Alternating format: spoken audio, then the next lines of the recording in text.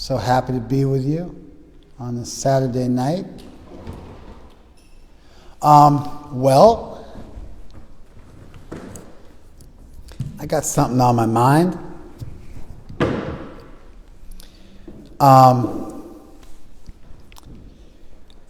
There was a early 20th century Christian preacher whose name is escaping me at the moment. But he says there's two ways to speak on the Bible.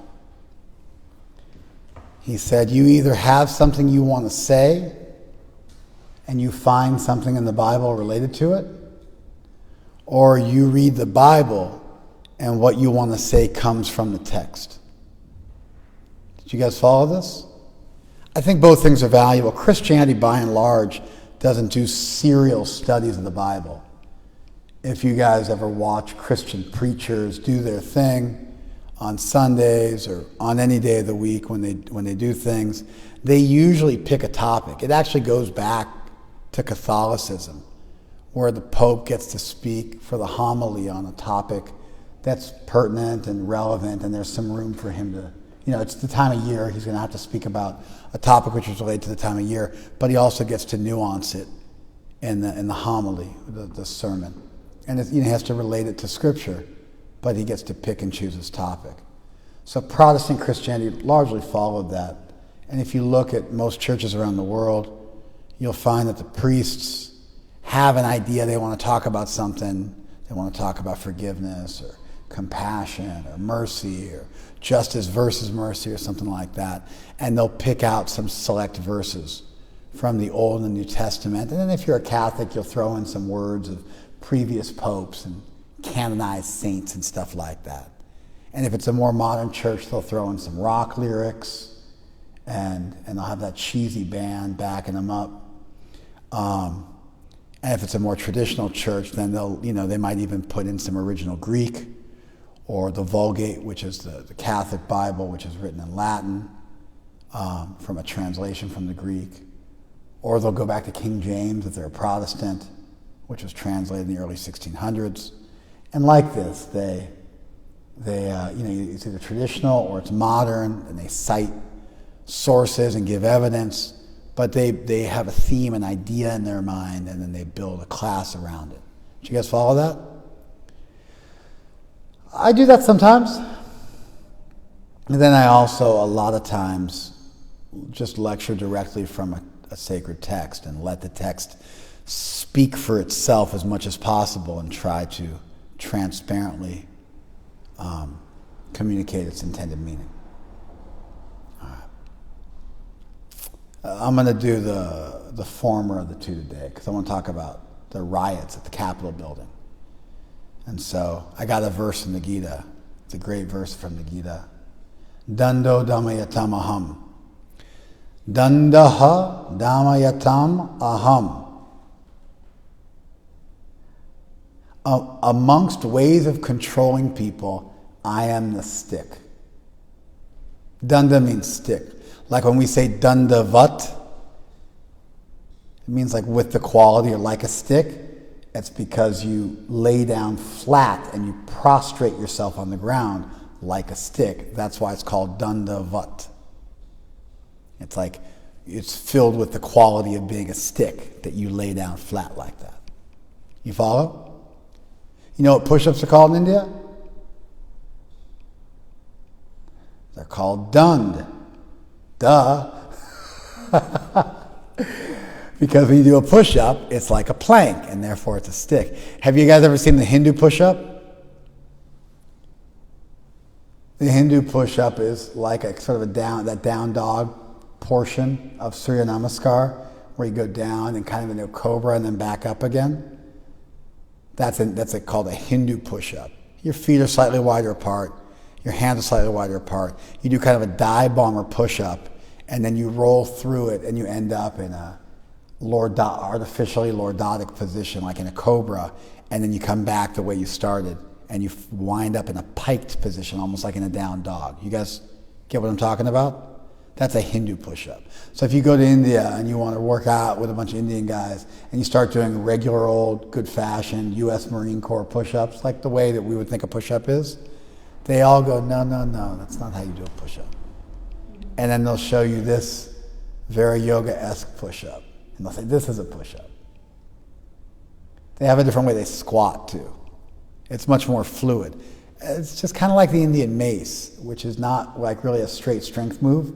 You're meant to release the mace and let it swing your shoulders back around. They do the same thing with the clubs. There's the Indian clubs, and then there's the Indian mace, and the Hindu push-up, and the Hindu squat. And they're all based on this circular movement where you create momentum, and the momentum carries you through the bottom portion of the movement back up again. Somewhat similar to the bouncing effect you get if you do what's called a high bar squat, where you bounce out of a full squat position and you use that recoil to bounce you out. Are you guys following this? I always argue with them. I go, what do you call that? They say done. I go, but that's not a done. You're all curved. I go, this is like an adulterated push-up. You must have gotten this from the Muslims. The actual push-up is done. It means you have to be like a stick. And they're always like, does not compute. Like something's gone terribly wrong, does not compute. Are we okay? Yeah, it's doing a blackout thing like it used to do, but it's got you. You're aware that like I'm talking to people, and as you make me pause while we relish this little conversation between us, it's stopping the class. Okay.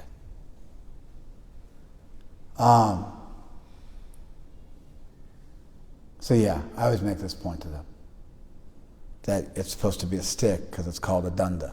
So a dund, just they remove the A. It's kind of a thing people do. They drop letters all the time in languages to make them simpler. And so dund is a push-up, and dandavat means like a stick, and dunda means stick, and so stick means violence.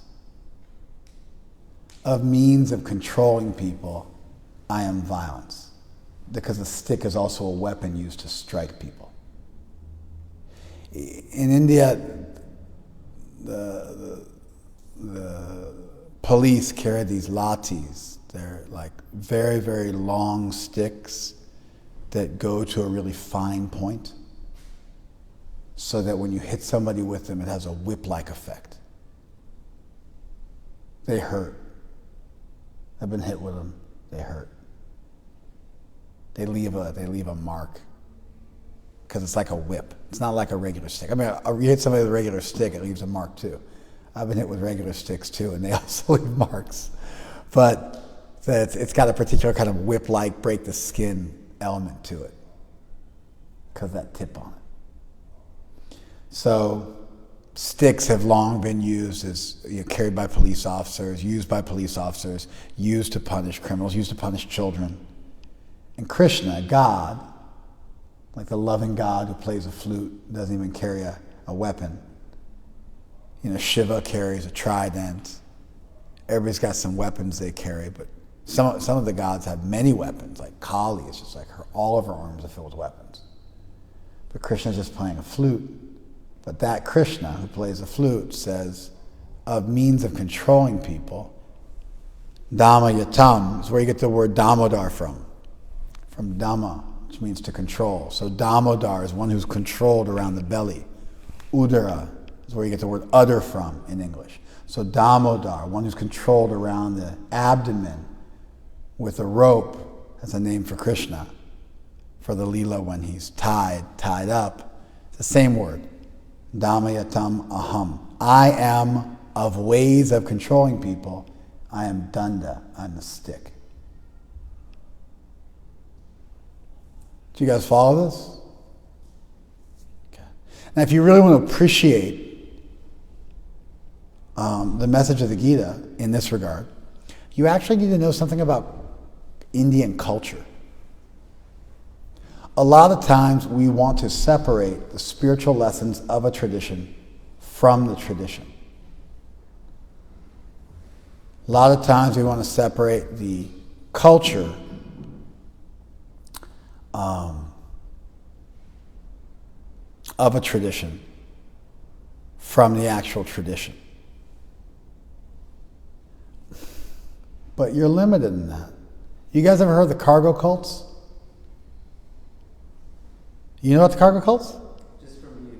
I've never spoken about them before in my life. Oh, really? Oh. Okay. But it's like a tribe on an island who... Okay, you do know about them, not from me. I don't think I've ever spoken about them. Maybe I have. In Melanesia, I mean, they existed before this, but in Melanesia, right after World War II, it got proliferated a lot. There were some earlier precursors.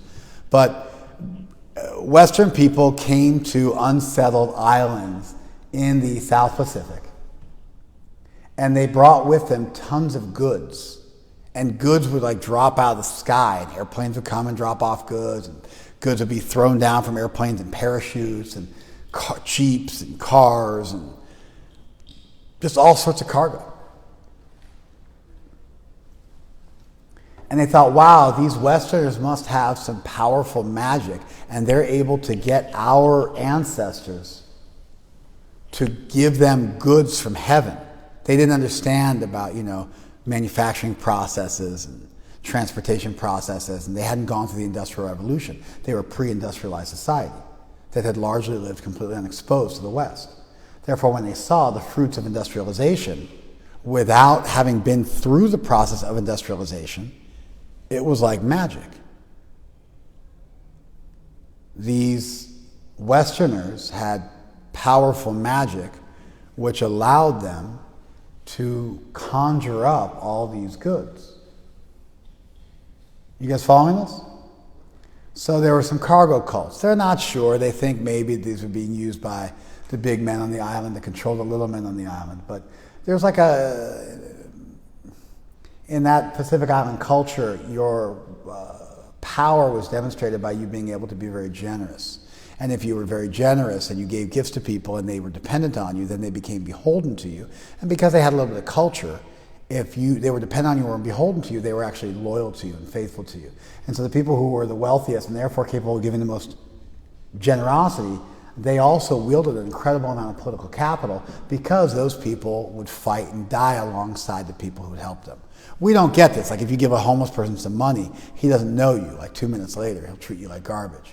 It's not like that in most of the world. In most of the world, if you do something for somebody, you're on a pedestal for life because there's a culture of gratitude. It's like that in South America, Africa, all over Asia. It's like that in North America, actually, if you go down below the border from Tijuana. It's like that all over Latin America, Africa, Asia. It's pretty much just Western Europe and the U.S., which has lost this culture. People respect their parents. There's something called familism, which is the idea that you exist as a member of your tribe. The purpose of your life is to do good for your family. Your personal happiness comes secondary. Your personal happiness is derivative of your family's happiness. Therefore, you do what your father tells you to under all circumstances. If he's happy, you're happy. You follow this? Like your parents want you to be a doctor, so you become a doctor. Well, you always wanted to be a dentist. Yeah, but my parents want me to be a doctor. You want to marry that person, but they say marry this person. You're like, well, that's what they want, so that's what I'm going to do. Because displeasing your parents, displeasing your tribe is a fate worse than death. It's so different than our rugged individualism, where everything is about what makes you feel good. We've kind of like got this embedded narcissism in our culture that's largely absent in the rest of the world. And this creates a huge cultural conflict. When an Indian person, for instance, comes to the West and has children in the West, they expect that their children will do what they did, which is do whatever their parents want. But then the kids grow up watching MTV or YouTube and developing a value system based on what they've seen, which is largely narcissistic about the pursuit of personal happiness above all things.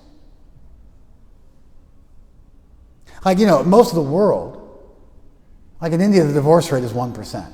And it was 1/20th that when I first went to India. It was 1/20th of 1%. Divorce rate in the Western world is about 50%. But, in India, if you're like, the thrill is gone. I'm just not feeling it anymore. People are like, so what? And you took a vow. That's it. It's done. Get over yourself. You'll be old in a couple decades. Don't worry about it. Like it just like does not compute.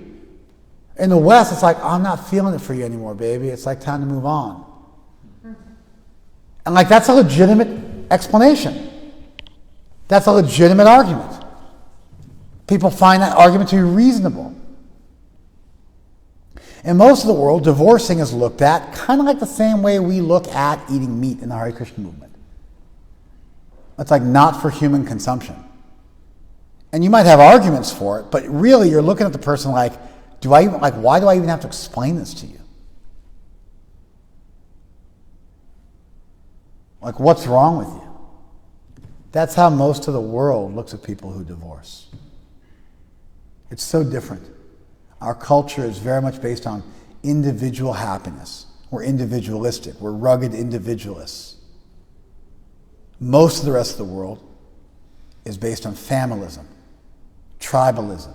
It's what's good for your family. It's what's good for your tribe. And you actually make your life decisions based on what's good for your family and your tribe.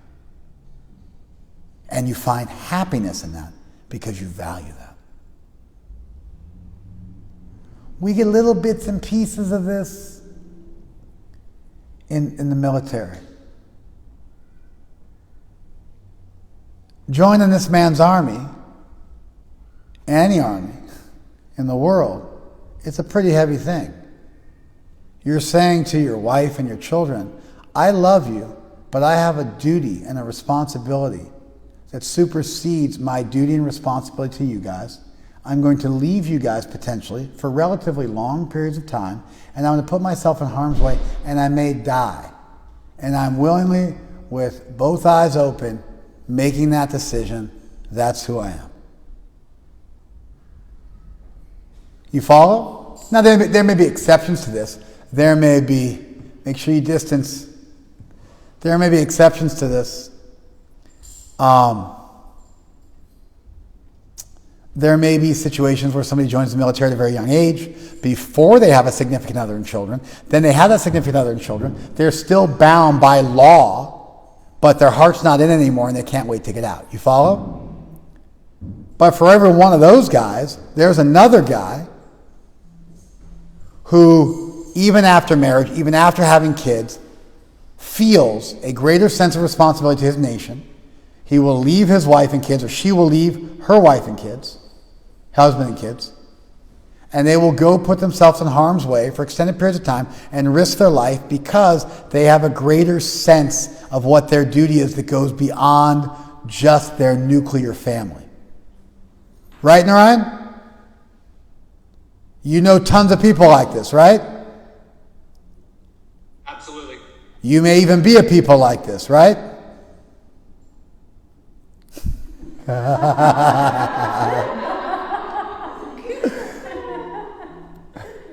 comment. Now I'm trying to do the math and think, does he know that his fiancée is listening to the conversation? Or is he genuinely in a different space now in his life? Anyway, we have a little smidgen of this greater sense of self that you see in our military culture in this country, and military cultures all over the world. For the most part, we're individualists. Sometimes you might get somebody who has a sense of family. Usually they're Christian. Usually they got some kind of Christian thing going on, or Jewish thing going on. They've got religion, and that makes them a little more tough when it comes to contending with their appetites and their desires. But this phenomenon where people can say, I'm divorcing my spouse because I'm just not feeling it anymore. It's just not real anymore. It's artificial. That argument, which makes sense to all of you, for billions of people, the majority of the world's population, it sounds like a crazy person speaking.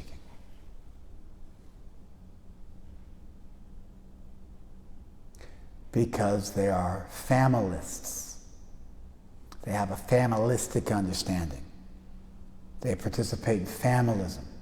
which gives them a greater sense of self. Then you can go bigger, you can go tribalism and nationalism. And you start to get these bigger circles of the tribe that you belong to and the group of people that you're beholden to. And you make your decisions on that basis. You guys following me? So anyway, back to Vanuatu and Micronesia. There's, I think it's like the John Frum is the name of the most popular cargo cult because there was an American soldier apparently named John Frum that was their savior. But they thought that, these people have this incredible power to get the gods of our tribe and our ancestors to drop goods down on our island from in the sky. And the ability to have stuff wasn't just so you could enjoy it, it was so that you could give things to other people. And it created a hegemony because these people had culture. Even living on an island, they had this sense that if you gave to them sufficiently, then they were beholden to you and they would even give their life for you. So the Americans came and gave them a bunch of stuff, but they weren't able to give back. And there was this real system of if you give something to me, I have to give something back. But they couldn't give anything back to us. And so they felt like we were just more in touch with the gods and more blessed than they were. You following this? So they started the cargo cults. Then the U.S. soldiers left, and they were just alone again on their islands, back to nothing. It's the weirdest thing in the world. The largest scale armed conflict in the history of the world was carried out on their front porch in these massive battleships with planes flying over these areas which had been pre-industrialized for millennia. And all of a sudden, in the space of a couple of years, the war in the Pacific brought the entire weight of the world's military-industrial complex to their front doorstep for them to see, and it just blew their minds, and then we were gone. Except for when we came back to test nuclear bombs in the area, give them all radiation poisoning, which we also did. Hydrogen bombs at that time. So they started these cargo cults, where they would build telephones out of straw and coconuts, and they would build headsets out of the bark of trees, and they would pretend they were conversing, and they built fake airports in the jungle, and they built fake airplanes, and they fetishized the few American or Western possessions they had, and those things became totems. And they would march around with sticks like U.S. soldiers, thinking that those rituals were what brought the favor of the gods down. And that's the cargo cults. Wild, right? How did I get into that?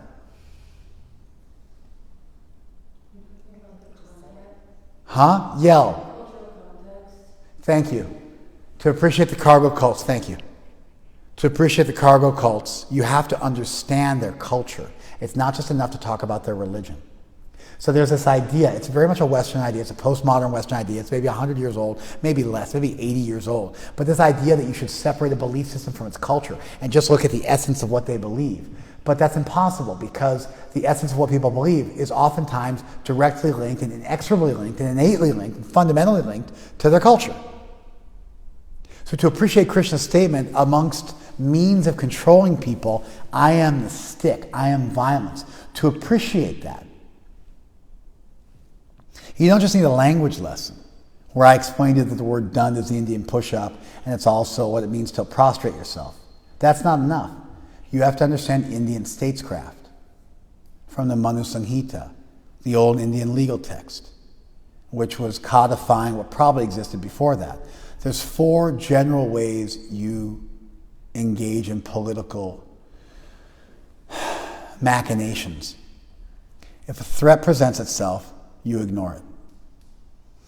Because a lot of times if you ignore things, they just go away. And so why get all bent out of shape about nothing? Even if you look at Sun Tzu in The Art of War, there's this, you act weak and then your aggressor becomes filled with bravado and pride and starts making mistakes and doesn't take you seriously, and then you can attack very surgically and do great damage.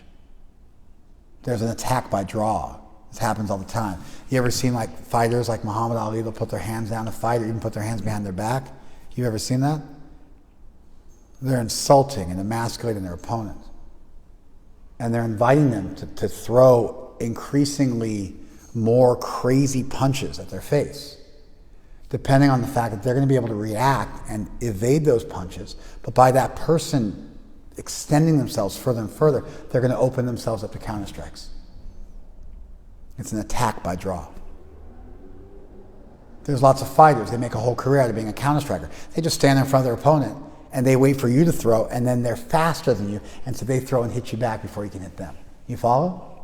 Sometimes these counter-strikers, they throw a one-trick pony, and you walk out and you refuse to throw the first punch. They don't know what to do because they're never used to having to throw the first punch, which then exposes them. This is chess. Some people get the first move in chess. Some people prefer not to go first in move, to go first. I believe if you win the toss when you're playing chess, you get to choose whether you want to go first or have the other party go first. Is that correct? Oh my God. Really? None of you guys play chess? I think white always goes first. Maybe you get to pick what color. That's right.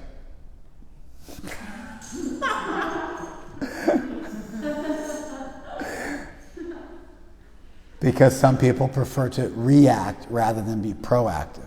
It's interesting, actually. We're raised to think being proactive is always the play. Anyway, the first thing you do in Indian political theory is you ignore the person. It's called sama.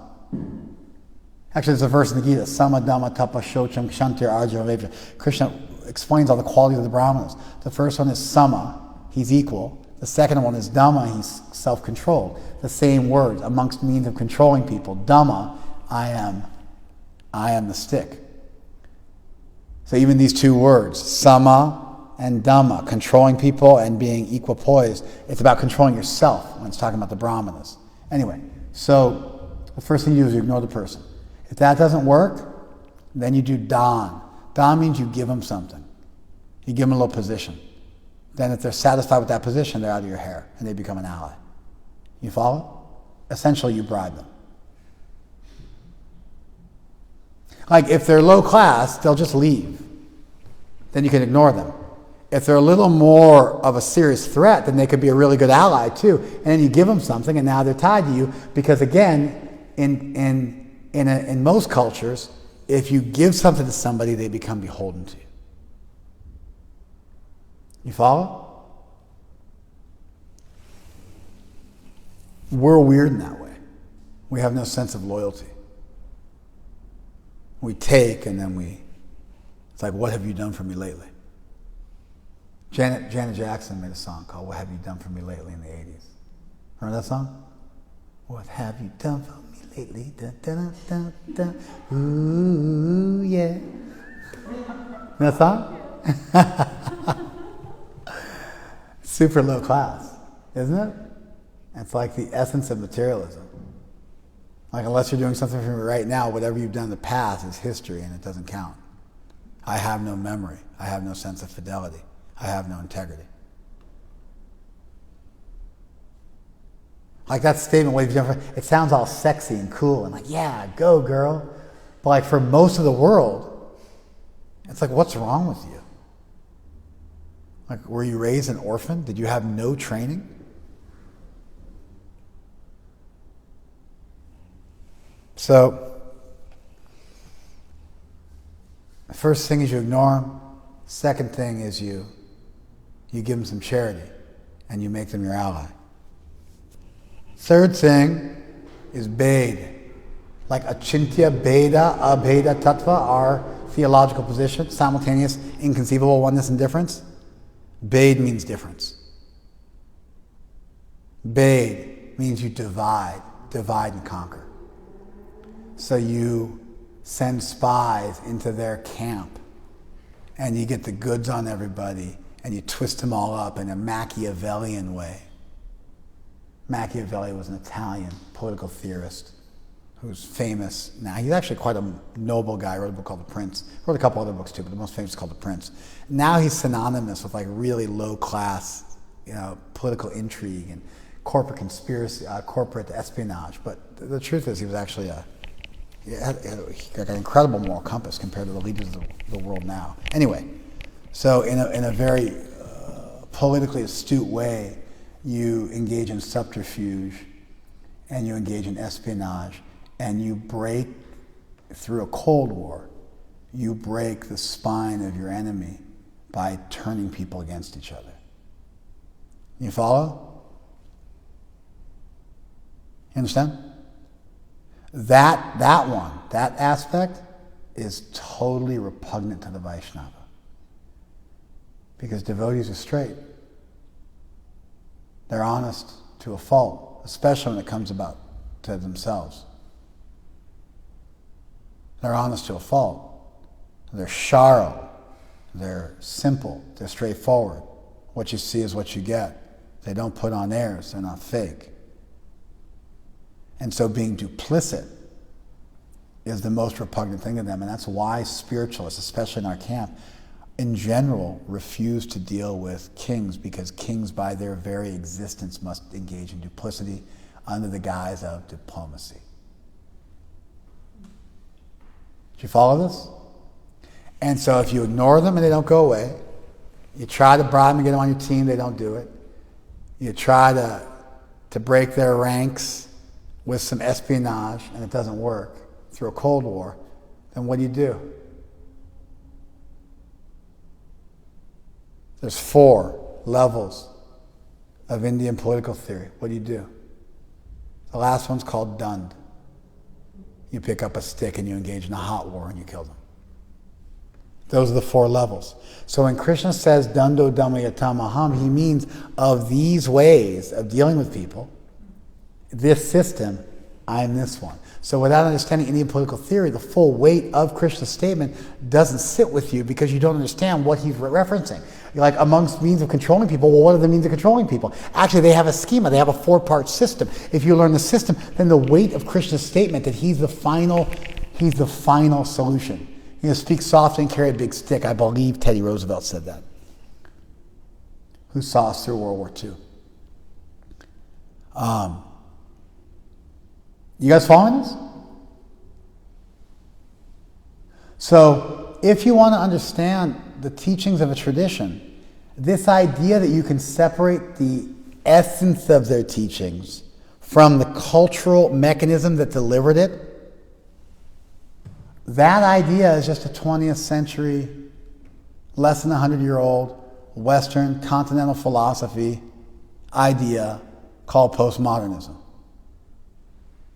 In other words, if you want to separate spirituality from a culture, you yourself are telling somebody that you're part of a culture that's about 100 years old. Did you follow that? That idea of separating spirituality from culture is about 100 years old, and it's a cultural idea of Americans. It's not some universal way of viewing spirituality. It's very much an American 20th century idea. European and American 20th century idea. You guys follow this? But really, if you want to understand the cargo cult, if you want to understand our tradition, if you want to understand Krishna Gita, some knowledge of the culture that you're talking about and the language you're talking about is required for a full understanding. There might be some elements that are universalist, but not everything. And whatever you can get from the universalism will be augmented and enhanced if you also understand the culture. Even to be a universalist, you have to know the culture enough to know which elements of the culture you can jettison and which ones you have to keep. So even if you want to engage in an essentializing or reductionism and not mess it up and throw out the baby with the bathwater, you still have to know the culture in order to know which things are dispensable and which things are indispensable. Did you guys follow that one? I feel like I've lost you guys. Raise your hand if I've lost you. Jeez, man. Were you spacing out? I didn't get the last thing you said. Were you spacing out? We lost you at the very end. All right. Let me say it again 3 times fast. Peter Piper picked peppers.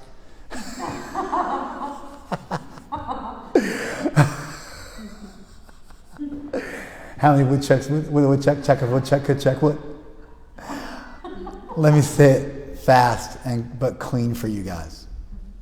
The idea that I want to take just the essence of a spiritual culture and leave aside all the weird Hindu dogma and the weird Hinduism, that idea itself is only 100 years old. Americans and Europeans came up with that idea. It goes under the name of postmodernism.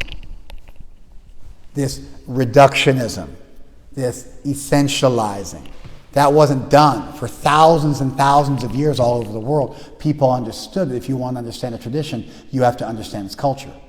But recently, our culture, about 100 years ago, so the idea is about 100 years old, maybe 80 years old, we decided, no, the real way to understand is to get rid of all the cultural trappings and just study the essential philosophy.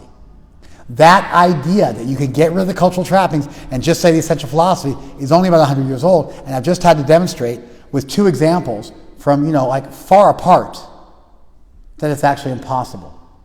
And to really appreciate a set of teachings, you have to understand the culture the teachings came out of. Did you guys follow that now? Additionally, if you did want to cleave away the essence of a tradition from the rest of the tradition, what would you have to study? The tradition in its entirety, so that you could choose what you could keep and what you would not keep. Otherwise, if you haven't studied everything, how would you know that you maybe didn't throw out the baby with the bathwater and the essential stuff you learned wasn't also missing the linchpin that held the whole thing together? Did you guys follow that? And for the most part, Krishna's statement could be understood separate from the cultural context of these four things. But if you understand these four things, your ability to appreciate what Krishna was saying is much stronger. It increases dramatically if you understand these four elements of Indian political thought. Did you guys follow that? Is it clear now? Is it clear now? Okay. All right. So, they released some new footage from the Capitol building. That cop who got killed got his head smashed in with a fire extinguisher.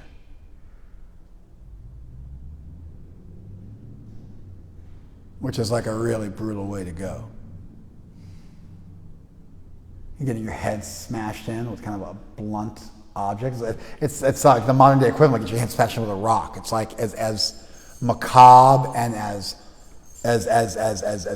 primal as you can possibly get. It's like Chariots of Fire level stuff. It's like Neanderthals cracking each other's skulls with like big rocks, you know? And that cop who got his head smashed in with a rock had a gun on him. You follow? He was carrying a gun. But he was trying to use non-lethal force, and for his troubles, he got his head smashed in with a fire extinguisher and succumbed to his injuries. Anyway, they released a bunch of footage. They released the footage of the cops shooting that woman in the neck. They released a footage of like people like, they opened the door for them. No, there's one thing where a blockade was open and you can't see who did it. They had like major specialists try to look. The guy's camera zooms out, and even if you freeze frame it and blow it up 100 times and you're a scientist, you can't figure out who actually moved the barricade. And then there's the one cop just standing there where the guy takes a selfie. It's not like they're like arm in arm and like drinking beer together, but there's that one too. And they're like, just see, the cops are in on it. But then they released a ton of other footage. And the cops got overrun. And it was bad. It was bad. It was really ugly what happened at the Capitol building. And that's what I want to discuss. And I'm going to go somewhere with it. So, the Capitol building is part of something called the National Mall, which is like a very, very large piece of land. It's got to be 58 acres is what I believe it is, and it extends for like over 2.5 miles, and it connects the Washington Memorial and the Capitol building and a few other things. They're all kind of like around this sort of rotunda type thing. And it's almost like a golden Central Park in Washington, D.C. That whole place is policed by 2,900 civilian and 2,000, 2,900. civilian and professional police officers at all times. They've got one-way streets. They blockade the streets. There's no way to really get in there with vehicles. They shut things down. They're in charge. And they're always all over the place at all times. It's a protected area. It got burned down in 1814 during the War of 1812, which obviously lasted longer than 1 year.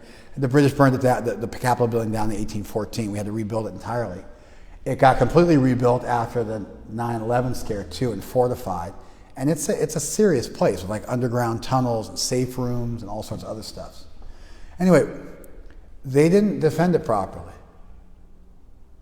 What you're supposed to do, if you have a castle, a fortified position that you have to defend from all sides, what you have to do is you have to have multiple layers of defense, almost like concentric circles.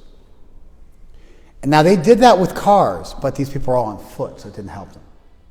But they had to put a big perimeter around the property. They should have brought in the National Guard. Trump was probably involved in them not bringing in the National Guard. That hasn't gotten publicized yet, but that's my strong feeling, because the Pentagon, which is very, very favorable toward Trump, even now, puts severe limitations on the amount of troops they would deploy and what those troops were allowed to do. Normally the way it works, I mean, they have people with like 1.5 million people sometimes. They got control. This is nothing. It's a few tens of thousands of people. It was nothing in terms of crowd. You look at crowds and see of people. But police are used to controlling huge groups of people, sometimes more than 1 million people. And it's just like in a prison, you can't control everybody because there's not enough of you. But you have to deploy violence very strategically and control the movements of the people. And then you can control a very, very large herd of animals, just like you can like with a herd of buffalo or sheep or whatever it is. You have to have the strategic points in your formation and you're able to control them. You watch it with shepherds, controlling flocks of sheep with a couple of dogs. You watch it with a couple of cowboys on horseback, controlling a bunch of cattle.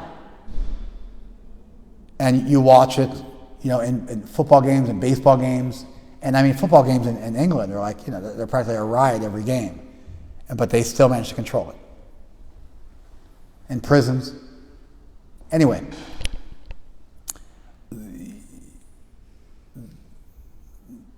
The federal troops, U.S. Marshal Service, the federal troops, the National Guard, they didn't give that many troops to help out.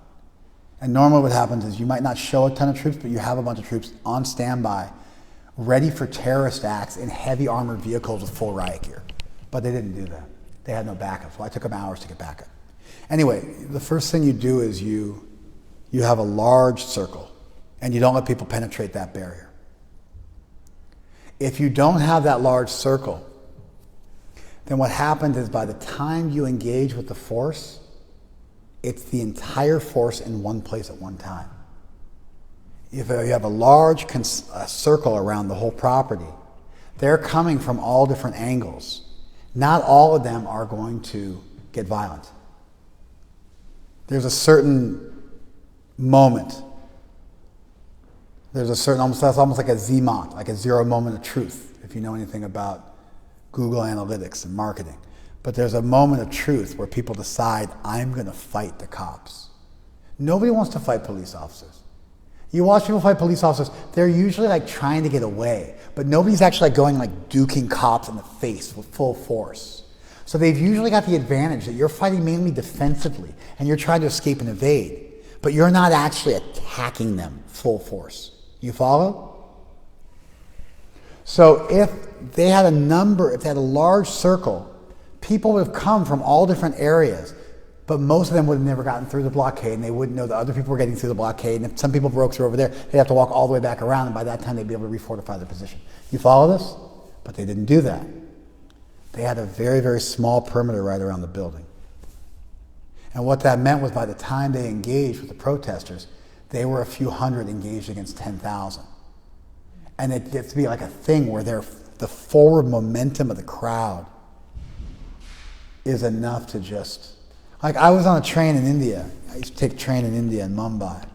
And how many of you guys have taken municipal trains in India? No, you haven't. You're a liar. You never took a municipal train in India. You took a train, not a municipal train. Who took municipal trains in an Indian city? Where? Delhi transit. All right, that counts. You? What's municipal? In the city. Local transport in the city. I mean, I traveled from. I know you traveled all over the country. It's a little nicer. It's a little different. Who else is claiming they took municipal trains? Where? In Mumbai? All right. Like in the city. You? Okay. All right. Municipal trains in India are gnarly. They're cattle cars. You're stuffed in and you're like this. I had some guy grab my butt. I'm like, there's nothing I could do about it. I couldn't even turn around to figure out who was grabbing my butt. I was trapped. And some guy copped a feel on me, and I could not physically turn around to see who it was. That's how tight it was. You follow? So I was like yelling, making a scene, but I was yelling like this. Get off of me! Hey!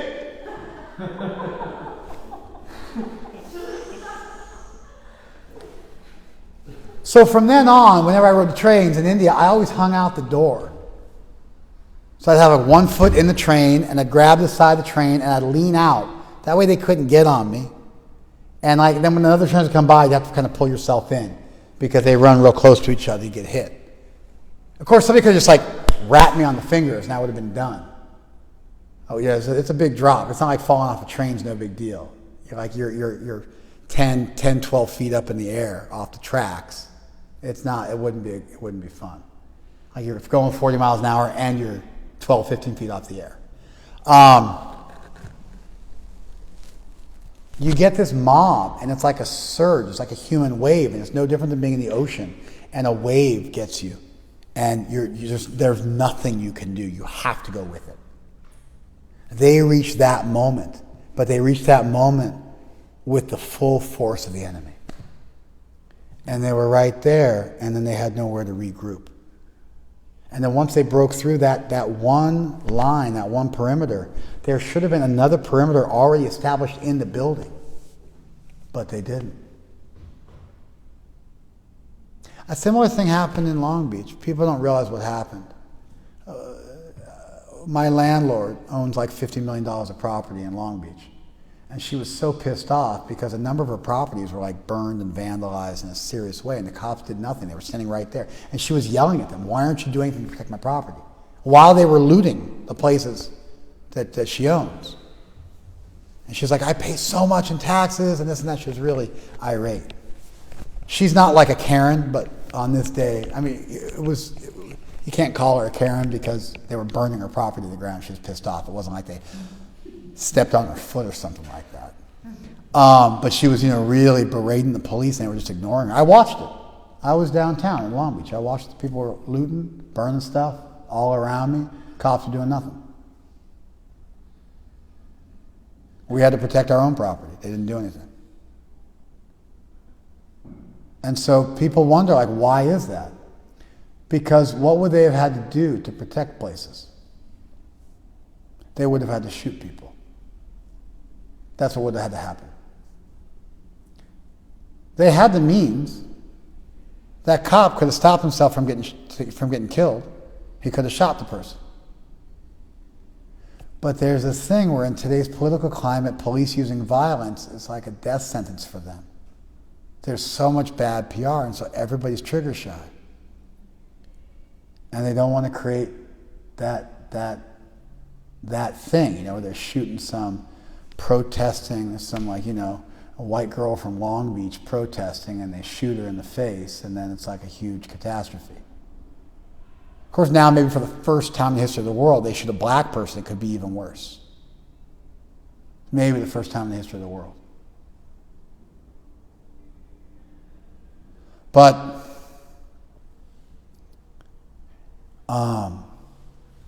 they were just trigger shy. And so there has to be a perimeter that you won't let the people breach, and you're willing to defend it with violence. They also didn't have riot gear.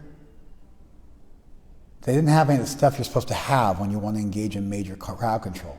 They didn't have enough troops. They didn't have the right equipment. They didn't have the guys on standby. They didn't have concentric circles. It was a travesty. And people just walked through them. It It was embarrassing. It makes us look weak. It's going to ennoble our enemies internationally. And the Trumpists, they're feeling like they got to win because they did whatever they wanted. And the problem is, once you let them get over on you like that, then you got to go doubly violent to get them to back down next time. So it actually ends up making it worse. Sometimes the stick is the way to go, and if you hesitate, he who hesitates is lost. And picking it up on the back end is way worse.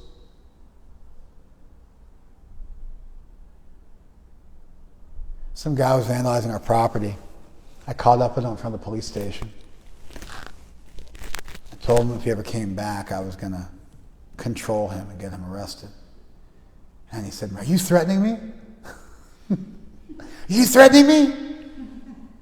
And I said, "Yeah, I'm threatening you. I am threatening you." And like, he was just like, because we're in front of the police station, you know, and it's like the thing, like, "Are you threatening me?" No. It's a promise. But nobody will say, "Yeah, I'm threatening you." So I said, "Yeah, I'm threatening you. That's what we're doing right now. I'm threatening you. What are you going to do about it?" He was like, didn't know what to do. It's like, "All right, sorry," and left. There has to be that moment where you're telling somebody, "This is it. I'm not going to roll over. I'm going to fight." You follow? And when a police force doesn't do that, man, they're in danger. When you let a mob get that momentum, you're in danger. When they start breaking the ranks, that they shot a few people, and then it goes the other way. Then it's pandemonium. Everybody's coming at you. As soon as you start firing rounds, then it goes the other way. And that's the tactical advantage they had. They had guns. Obviously, there were some Molotov cocktails and some guns and some other stuff. But the police force all had guns. They had the overwhelming military presence. They could have won, but they would have had to use lethal force. They could have done some beanbag rounds. They could have done some hoses. They could have done some riot gear. They could have done some tasers. They used a bit of pepper spray. But pepper spray doesn't work. I haven't sprayed. It's not that big of a deal. I mean, it's one thing if you get somebody right in the eyes, but when you get like part of the cloud, it's not that big of a deal. They didn't take it seriously. They didn't get the resources.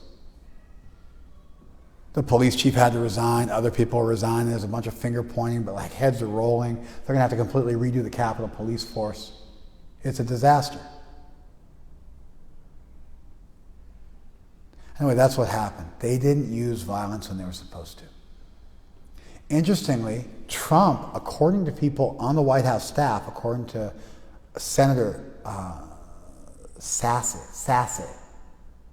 I want to call him Senator Sassy, but it's Sassy. A Republican senator, according to him, he's willing to impeach Trump now. Trump was upset at his friends and family for not being more excited about the riot. Trump was gleeful and excited. And he was upset at his supporters in the White House for not sharing in his joy. That gives you a sense of where his head's at. Now, interestingly, Trump had this sense that we have to use violence. He said, "You can't overcome weakness with weakness. We need to be strong. We need to march down there." And Giuliani said we need trial by combat, which is like an old, I looked it up, it's like old Germanic law. That if there's a disagreement and there's no evidence, the two people fight to the death, and then whoever wins was the right. If there's a border dispute, you go dig some dirt up, put it in the pile in between your lands, and then you dip your sword in the dirt, and they dip their sword in the dirt, and you fight, and whoever wins, they were right. That's what trial by combat means. That was a direct statement that he wanted to fight. And they got the message. So they were using the stick to get what they wanted. And Trump followers, and I don't know how much I'm going to get into this. I've been thinking about it recently. Because I have a background in world religion and the history of religions. Trumpism at this point is a religious cult. In the same way that Nazism was a religious cult. I don't know how familiar you guys are with fascism. You've got like totalitarian forms of government, which are like where the government controls everything. There's one party, and they control the media, and people don't have personal freedoms, and they control finances, and they control everything in the country. And you have very few personal freedoms because the state is always the person who's considered first, and the individual is never considered first. You follow? It's very different than like a republic. A republic means for the public. It's a public affair. Res publica. It's a public affair. We determine how we're governed. In a totalitarian form of government, that's not the case. Then you've got authoritarian governments. Authoritarian governments, people have some personal freedoms, but there's an authority. And he usually has a very vague role, which can change over time. And he's always in power, and he usually has to be in power because he has to protect you from some bad things that are going to happen if he's not in power. And so you have to cede control to him to let him protect you from other stuff and provide you with food and shelter. And it's usually an individual. You follow? And he has a lot of power and kind of no way that he ever doesn't have power because there's no law or constitution that he's beholden to. He himself is the Constitution. You guys following this? That's an authoritarian form of government. Then you have fascism. Fascism is the worst of both worlds. You have an authority figure who has to save you from the world. You follow? Who morphs his role and who doesn't want to have anything above him and who takes charge. You follow? The Nazis, if you listen to people who got into Nazis, there's an experiment called the Third Wave Experiment. You guys familiar with it? Third Wave Experiment was in 1967 in Palo Alto. No, that was a Stanford prison experiment. In 1967 in Northern California. I forget where. In Northern California. There was a guy teaching a world history class in 1967 about the Nazi Party and how people could have gotten seduced by the Nazi Party and done the horrible things they did. And the kids in his class just didn't get it. So he decided to teach them practically. So the first day, they came into class. There was, I think, 27 people in the class. And he made them sit at attention by the time the second bell rang. No more going to your seats. You got to be in your seat sitting at attention. If you want to speak, you had to raise your hand. When you spoke to either ask or answer a question, you had to answer in 3 words or less. And you had to call him Mr. Jones. I think his name was Ray Jones or Roy Jones. You had to call him Mr. Jones. That was it. And people performed much better on the quiz that day. Next day, he taught them a salute. Cupped hand, opposite shoulder. Obviously, it's a Heil Hitler, but like this. They didn't figure it out. They were seniors in high school. He taught them this. He taught them a code of conduct. He taught them there was a movement they were part of called the Third Wave Movement. There was a national movement. He assigned jobs to each person to keep people out of the classroom, to keep people orderly, to collect materials. Everybody had a job. And the class became incredibly focused. Day 3, I think 15 or 20 people who did not have that as their class showed up in class because they had a free period and they'd been hearing about this. Oh, he also issued them badges, like they were part of the club, and taught them how to initiate other people into the club. By the 3rd day, they had over 200 members. This is in a Northern California high school during the Summer of Love. It was just before the Summer of Love, in April 1967. Then the professor realized, it wasn't a professor, it was a teacher. He realized, oops, like this is crazy. So the next day he said, come at 12 o'clock, meet here. 250 people gathered there.